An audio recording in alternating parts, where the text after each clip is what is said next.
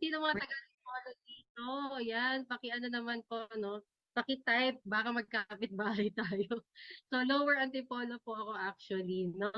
Ayan, and of course, amazing morning sa buong team ng, sa lahat ng team ng I Am Worldwide, no? Ayan, hello, good evening sa inyong lahat. Ayan, so please tag your members, your prospects, no? Your loved ones, no?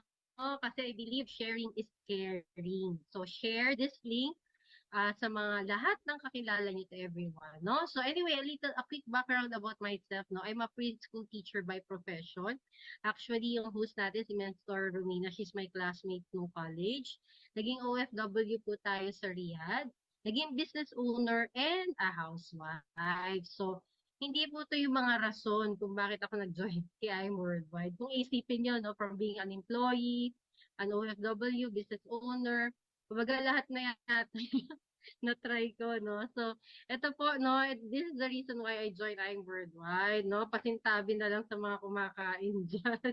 Huwag kayong matakot. Ako lang po yan. Ayan. So, anyway, no, share ko lang po, no, last 2019, I was diagnosed with papillary thyroid cancer. So actually po, no, lahat ng siblings ng dad ko died of terminal cancer, no? May cancer, may dalawang cancer sa nose, sa lungs, prostate, sa blood, and ano pa, sa mother side ko naman breast cancer. So, 'di ba parang wow, ang ganda ng genes ni Mentor Monica. So anyway, I was the youngest in our family to have cancer, no? Kaya nagulat yung buong pamilya, no? I think I was 38 years old that time. So, wag niyo na computein kung ilang taon na ako ngayon. So, ayan, no? So, anyway po, no? Syempre, I was devastated, no? Kasi 38 pa lang ako, na-diagnose na ako with papillary thyroid cancer. Miski sabihin, sabi ng doktor ko, okay lang yan. Kasi kung mamimili ka lang daw ng type of cancer, ito na daw yung less aggressive and curable, di ba? So, but still, no? It's still cancer. Cancer pa rin siya, no? Kung iisipin mo. And then, so dahil nga, tawag dito, nung ma-discover kasi nila yung tumor inside my thyroid, no, malaki na siya, no, there's a possibility na baka lumabas na daw siya. So, what they did after reading the diagnosis, no, after 3 days, nakaschedule na ako for total thyroidectomy.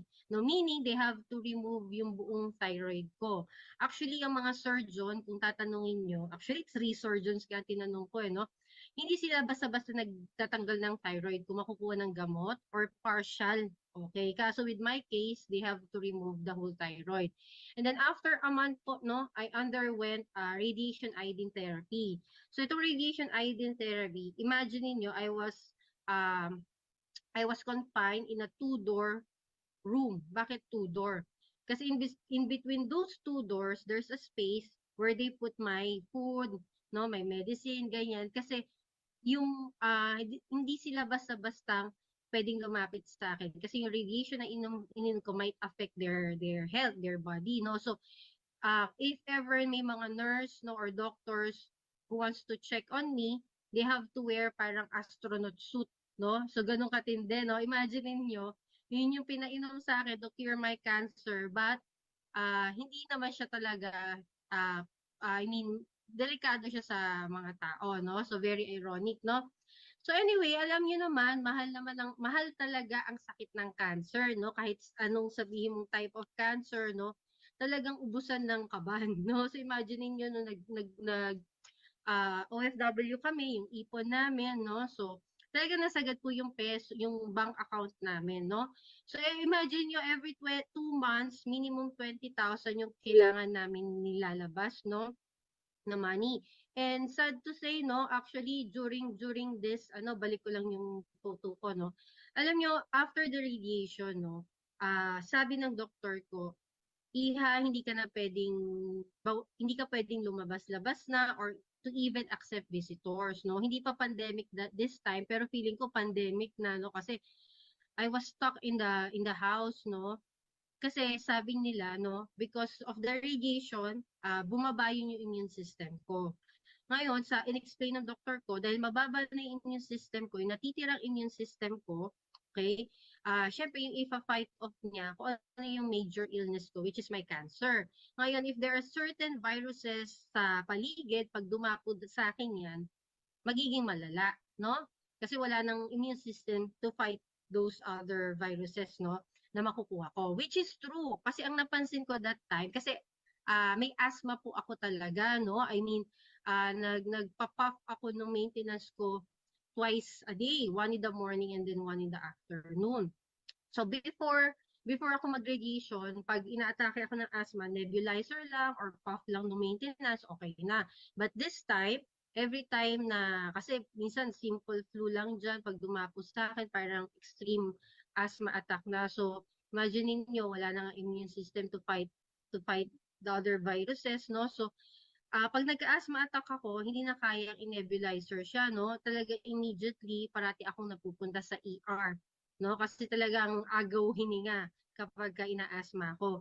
And then, isa din ang napansin ko when they remove my thyroid, no? Actually, 'di ba may tinatawag tayong hyperthyroidism, hypothyroidism. Actually, wala akong ganun, no? Wala akong ganung sakit, no? Ah, yun nga lang, nung tinanggal yung thyroid ko, yung parang hormones ko, no, parang hindi naging balanse.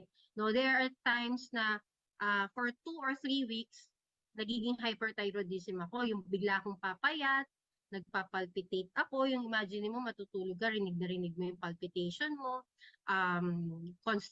constipated ako nung dalaga ako, nung nagkaroon akong hyperthyroidism, lalo ako naging constipated. Imagine niyo 5 days without bowel movement, 'di ba? Masama 'yon. And then after 2 or 3 weeks magiging hypothyroidism naman ako. Bigla akong tataba, no? Ah, very sluggish yung katawan ko, parang parati akong pagod. So imagine niyo every 2 to 3 weeks nag-iiba yung timpla ng katawan ko. So syempre, medyo iinit ang ulo mo, no? Parang hindi makuha-kuha ng gamot, yung maintenance ko, yung hormones ko, no? So anyway, that happened for a year after my radiation. So after a year, I did another radiation, no? So this time, nag-metastasis na yung cancer ko. So paano nalaman, no? Kasi every time I do my radiation, nagpapa-blood test ako or ang tawag nila is tumor markers for cancer patients. Ngayon, nakita nila nag-shoot up siya from 0.01, nag-shoot up siya to 187. It means yung radiation na ginagawa sa akin is immune sa bagong cancer na dumapo sa akin. So, actually, when I did a PET scan, nakita nila sa left side ng neck ko, it's less than 1 centimeter between two blood vessels nagdadala at naglalabas ng dugo from the brain, no? Imaginein mo, no? Kapag yun lumaki, pumasok sa blood vessel ko yun, diretso sa brain ko and then sa other parts ng body ko. So sabi ng doctor ko, I can't imagine na, kumbaga, there's no time, 'di ba? Parang time is very important, no? Kailangan matanggal agad dyan. So, kaso hindi siya pwedeng i-surgery kasi less than 1 centimeter, hindi makikita ng mata ng doktor.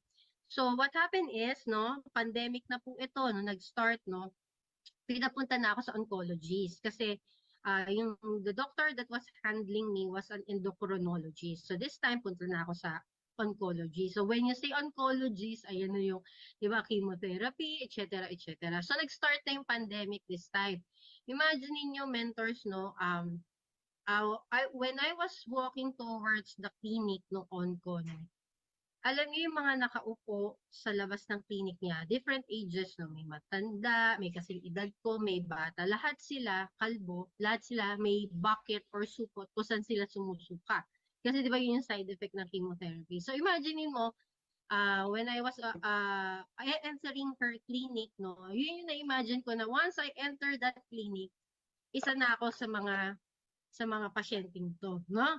So, ayan. So, excuse me, Siyempre, pag may traumatic experience ka, there are times na, medyo teary-eyed ka, medyo naiiyak ka, no? So, anyway, so, yun po, no? So, nung kinausap ko yung oncologist, nagulat ako, may nireseta siya sa akin. So, nung binasa niya sa akin reseta, I have to take targeted chemo pills. So, oral chemo pills. Hindi siya yung usual na chemo pills through IV. Yung parang dinedextrose, no? So, sa akin, chemo pills. So, when you say chemo pills, mas expensive siya at saka mas grabe yung side effect or yung damage sa body mo. Kasi I have to take 5 chemo pills per day for 3 months, which is trial lang daw. Trial muna, imagine ninyo. 3 pills in the morning, 2 pills in the afternoon. Ngayon, sabi nung onco ko, um, if I will take those chemo pills, no, masisira daw yung liver and kidney ko. So we will have daw a weekly monitoring with a team of doctors, no. So imagine niyo, to be honest, sagad na po talaga kami sa gastos that time, no? Magkakaroon pa kami ng weekly monitoring, meaning pag sinabing weekly monitoring, you will undergo different procedures, tests, and then if you will have a team of doctors, you have to pay those doctors, 'di ba, yung mga professional fee. And then ito pa yung pinakamasakit, no, for me as a mom, no. Kasi pandemic, walang mga medrep na umiikot dun sa ospital. So, sinulat lang ng doktor doon sa reseta na yung name ng medrep, no, tsaka yung mobile number. So, pag uwi ko ng bahay, kinausap ko yung medrep, and then, alam niyo po ba kung magkano yung chemo pills ko per day? So, that's 5 pills per day for 3 months. Yung 5 pills per day ko ay 10,000 pesos. So, 10,000 pesos every day for 3 months, trial lang daw. At the same time, if I will take those chemo pills, masisira daw yung liver and kidney ko. So, i-compute nyo kung magkano yung 10,000 for 90 days. And then, imagine niyo pa, kung may weekly monitoring, and then you have a team of doctors, talagang, alam niyo po yun, ganito na po yung, actually, talagang as a mom, no, 'di ba tayo nga nagwo-work, housewife ako, no, pero I do everything, kumbaga lahat binibigay ko sa anak ko, no, na gano'n naman tayo mga momshi, no. So, dahil wala na nga po kami, tapos gano'n pa yung kaharapin na gastos. So, I was really depressed that time, no, I was really hopeless, no. Kumbaga feeling ko wala na akong pag-asang mabuhay. Kasi, yung 10,000 per day pa lang, no, parang saan mo kukunin yun? Magkano lang po yung sahod ng asawa ko? And then, ang masakit sa akin is yung isusubo ko sa anak ko, babawasan ko pa because of me. Kung dati, pwede kayo mag-McDo, mag-Jollibee, ngayon hindi na pwede. As in talaga, maghihigpit kami ng sinturon. So, kung maglalambing yung anak ko na, Mami, pa-ice cream naman, ganyan. So, hindi mo mabibigay yung gusto ng mga anak mo, no? Because of you, because of me. So, yun yung pinakamasakit na part sa akin. No? So, that time, kung makikita nyo dito sa screen ko, no? This was the time na I shared with my Facebook yung nangyari sa akin. Kasi alam naman natin, di ba, ang Facebook is marites ng bayan, no? Kasi hindi talaga ako ma-share sa Facebook ko. So, I share there kung ano nangyari sa akin. I did not ask for money naman. What I did is, I asked for prayers and nasabi ko, kung ano man yung ibebenta ko sa Facebook ko, please support it para sa gastusin na haharapin namin. So, ito po yung mga binenta ko. Chili garlic, gyoza, bagoong na ulam, and then Chinese stick. Yan, yung tipong 20 pesos lang yung tubo mo per item. Pero still, di ba, lahat gagawin ko talaga to fund my medication, no? Yung mga upcoming procedures, no? So, and ito po, no? Actually, we did kung makikita nyo, no? Pwede nyo i-zoom yung sa third photo ko, medyo close up. I-compare nyo yung itsura ko dyan sa itsura ko ngayon, no? So, makikita nyo talaga, very dry yung hair ko, yung skin ko talaga, parang hindi healthy talaga. Kasi alam mo, pagka may sakit ka talaga, no, na malalang sakit, lalabas talaga physically sa'yo yan eh. So, sa mata ko pa lang, makikita mo parang pasan ng daigdig, no? So, talagang very kumbaga hopeless na ako, depressed, at the same time may sakit ka pa, no? So, actually, may ginawa kaming procedure. It's an experimental procedure with my doctor na tutusukin nila, guided by yung ultrasound, and then susunugin. So, ito yung first time na gagawin dyan sa hospital na yan, no? Na usually, ginagawa daw sa mga may liver cancer, no? So, first time na gagawin sa papillary thyroid cancer. So, wag ko daw asahan. Kumbaga, syempre ako, miss the experimental procedure, I will try everything, no? And then, nag-pray talaga ako kay Lord na, Lord, sana this will be the last procedure that na gagawin sa akin, no? So, ito po yung post namin mag-asawa na we're praying, we're asking for prayers na sana maging okay na ako with that procedure, no? So anyway, God is good, no? Alam niyo po ba, naniniwala talaga ako na may mga angel talagang binibigay yung ang Diyos sa atin dito sa earth, no? So etong angel ko, dati kong classmate nung college, and siya yung host natin kanina, si Mentor Romina Clemente, no? I'm very honored, no? Siya yung nag-introduce sa akin tonight, no? So anyway, so sabi niya sa akin, actually, when I was diagnosed with cancer, no, madami na sa akin nagsasabing, ba't di mo try yung barley ni Maritoni? It's 1,000 pesos per box. Pero that time, walang-wala talaga po kami to, to, to, diba, para magbumili ng mga health supplement, diba? Although in my heart, gustong-gusto ko talaga siyang i-try, no? Pero, ang nagustuhan ko with Mentor Romina is, sabi niya sa akin, tulungan kita magka-discount. So, hindi niya ako binibentahan ng 1,000 per box. Sabi niya sa akin, tulungan niya ako magka-discount. So, ang sagot ko lang sa kanya, okay. No? Kasi, wala talaga po akong pang-join, no? Hindi ko alam kung saan ko kukunin, no? What I did, no, to be honest with you, yung may tita ako sa US, no, sabi ko, nag-iisang kapatid na lang na buhay ng daddy ko sa US. Sabi ko, tita, baka pwede mo kong padalhan ng money para pambili ng chemo pills ko. Imagine mo, nagsinungaling pa ako. Sabi ko, pambili ko ng chemo pills. Pero ang totoo talaga, pang-avail ko ng package.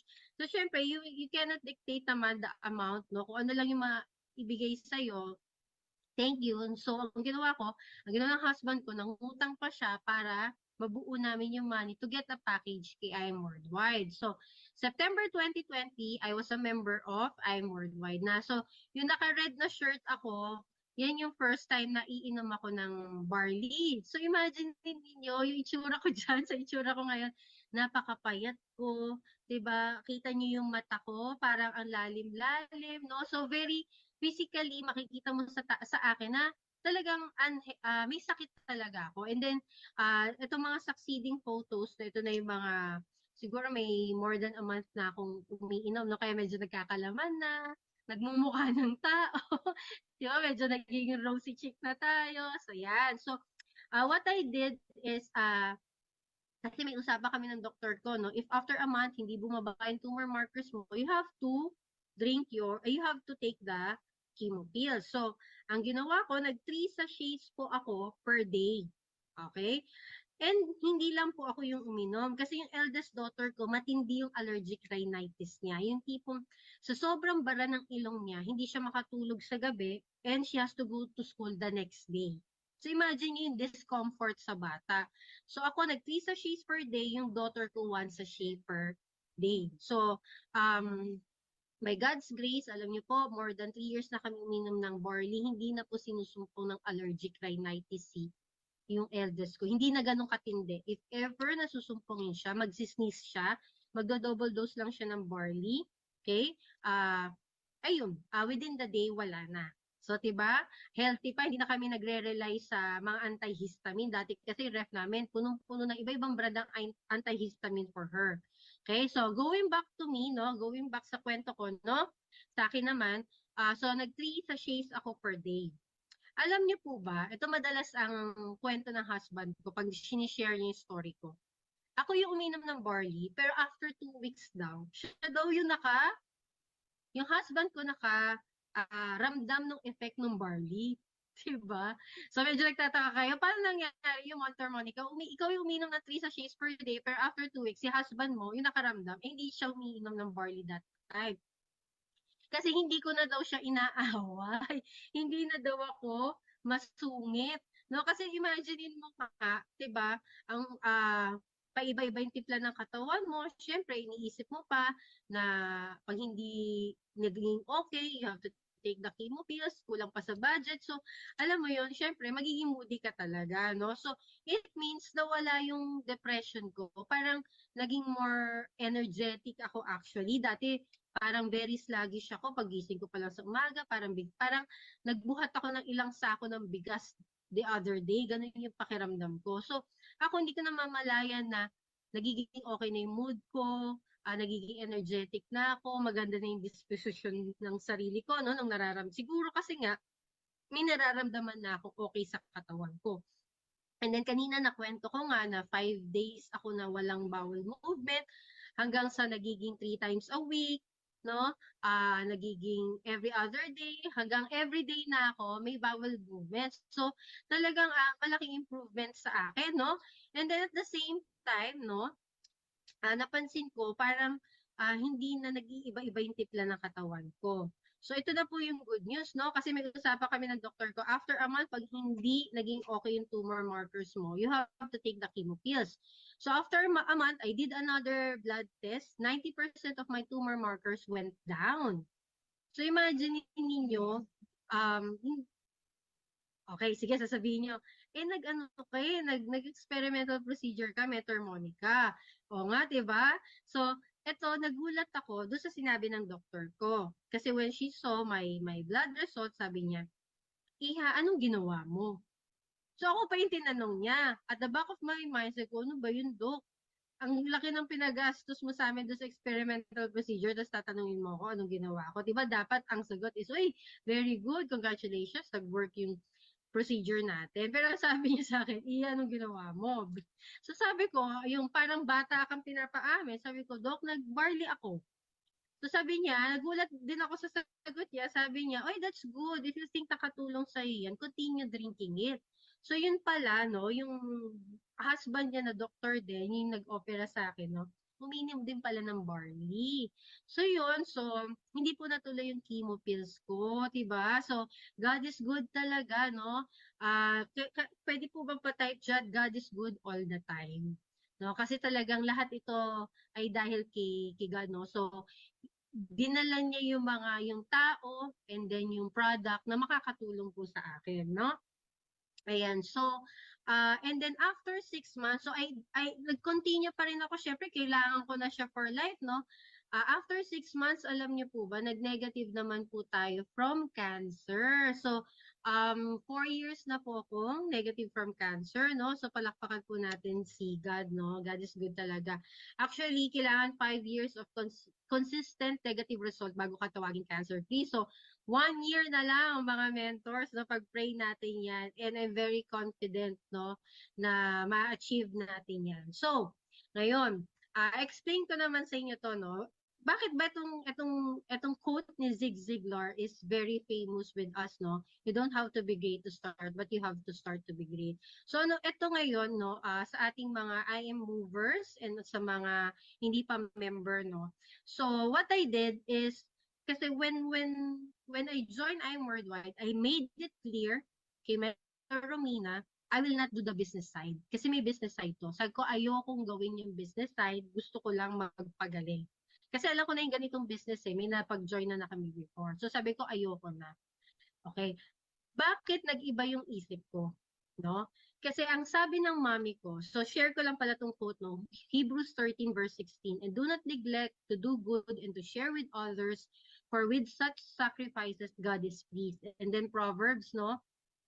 A generous person will prosper. Whoever refreshes others will be refreshed. So, and then, sabi din ng mami ko kasi that time na, anak, kasi hindi po talaga ako, wala po sa personality ko yung mag-alok-alok, no? Kumbaga parang magkwento-kwento, hindi po kasi ako pala kwento na tao. Tahimik lang po akong tao, no? So, kumbaga hindi people person, no? Ikaw muna kumausap sa akin bago kita kausapin, parang ganon. So, sabi ng mami ko, anak, kailangan mo i-share yan. Kasi this is your second life already. You'll never know kung sino yung taong pwede mo ding tulungan. No? Kumbaga, pay it forward. Kaya, it's been my and my family's moral obligation to share it. And, syempre, lalo na yung mga, I believe, lahat ng member ng IM is sharing it, diba? Kasi, may nakapagpagaling sa atin diba? May nakaginhawa sa atin Why not share it with other people, no? And at the same time, no? Kasi nga, diba, ang cancer po ay mahal na sakit. So, sagad talaga po kami sa gastos. Pag member ka na, diba, you can get it at 500 per box. So, dahil ayoko namang, ako lang yung umiinom. Kasi imagine niyo 3 sachets per day ako. So, that will If you will compute it, that's 9 boxes per month. No, 900 times 500. At the same time, we are 4 in the family. So yung husband ko and 2 kids, gusto ko, and also my mom, no, kailangan uminom din sila ng barley. Hindi lang pwedeng ako yung healthy. Kailangan lahat sa family. So, if you will compute it, medyo mahal. No? Saan namin kukunin yung pang-maintenance namin? So, that's the time I asked my angel mentor, no, Mentor Romina, Mens, may problema ako. Gusto ko lahat kami bibili. Lahat kami iinom ng barley. Kasi nga, nasa genes ko nga, eh, diba? Nasa genes nga namin, no? And then, health is wealth, diba? Imagine niyo at 38 years old, no? Biglang, pak, may cancer. So, ayoko na ng gano'n sa family namin. No? Kumbaga, putulin na ang sumpa hanggang sa akin na lang. 'Di ba? Yun yung goal. So I started sharing it. No, syempre una, I don't know how to explain it, no? So I have my upper mentors, Mentor Romina, Mentor RJ, Mentor Nice to help me and to assist me.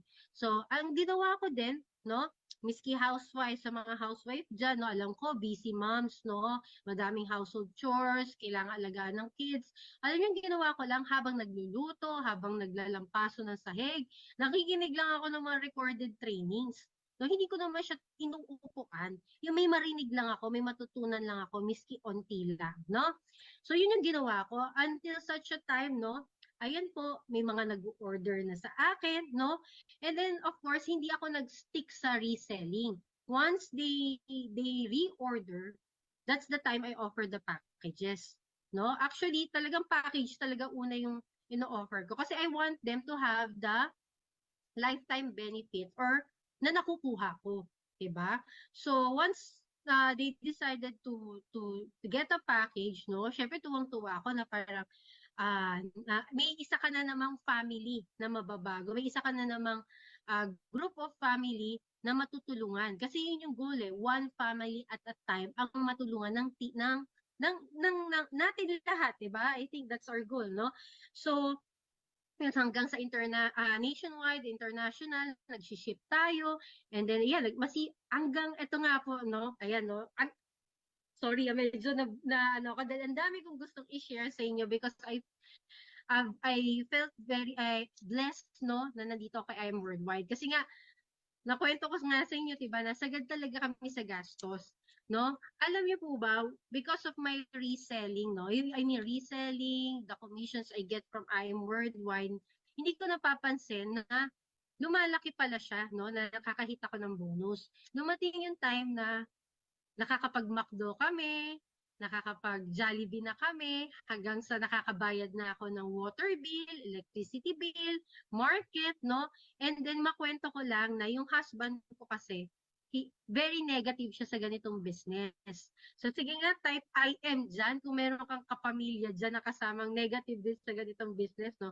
So yung husband ko, no, I think 8 months na negative siya, as in talagang hindi niya pinapansin si I Am Worldwide, no? Natutuwa lang siya na nakikita niya akong happy ako sa ginagawa ko, no? Pero ano po yung ano yung napabago ng isip sa asawa ko, no? So, nung one time, bayaran ng enrollment na ng mga bata. Diba, alam naman natin, pag enrollment, nandiyan yung bulk ng gastos, ng bayarin. Lumapit siya sa akin, magkano daw tuition ng dalawang kids namin? Ang sagot ko sa kanya, bayad na. So tumalikod lang siya. Then, chinek niya yung online account namin, nakita niya na nangyayari talaga. I mean, yung ginagawa kong akala niya na nag-i-enjoy lang ako, nagkaka-income pala ako. So nakita niya, nakakahit kami ng bonuses, etc. etc. So that's the time he started sharing the barley, no? Ayun, and then natuwa din siya. Ang dami palang family and friends niya na nangangailangan pala. And then, one more, ito pa, isa pang nabigay sa amin with I Am Worldwide is wala talaga kaming sasakyan. No? Even if nag-OFW kami, pag uwi namin sa Pilipinas, hindi kami bumili ng sasakyan. Kasi feeling namin, kaya naman pa namin mag-taxi-taxi, ganyan, kumbaga hindi siya need, no? So, after 1.5 years of doing I Am Worldwide, we were able to purchase our own car gamit yung mga commissions na nakukuha namin kay I Am Worldwide. So, imagine niyo talagang from a barley user na bago talaga yung buong buhay naming pamilya. no? Nagkaroon ng sasakyan. And then, alam niyo po ba, more than a year na pong walang work yung husband ko. Nag-resign siya sa full-time job niya to do I Am Worldwide full-time. Ngayon, magkakasama kami everyday sa bahay. Diba? Nakakatuwa po, no? So, ayan po, no? So, ayan, hanggang sa, yan, na-invite tayo sa mga training, sa Team Blast, no? Sa, yan, this is my fourth time sharing with you guys my testimony. And then, ayan po, no? Dahil very active na si husband. Meron kaming, ayan, nag-online, face-to-face, and provincial presentations na kami, no? Ayan, and then, eto nga po, no? So, we have, online and offline bondings. Ayan, no? And ito, God is good. We have 10 teams under I Am Contagious, no? Ibig sabihin, madami na tayong pamilyang natutulungan, no? And ito po, no, Colossians 3 verse 23. Ito yung sinishare ko madalas sa team. Whatever you do, work at it with all your heart as working for the Lord, not for human master. Meaning, we're doing this to please the Lord, no? Kumbaga parang just share nyo lang, and then si Lord na bahala mag-bless sa atin, no?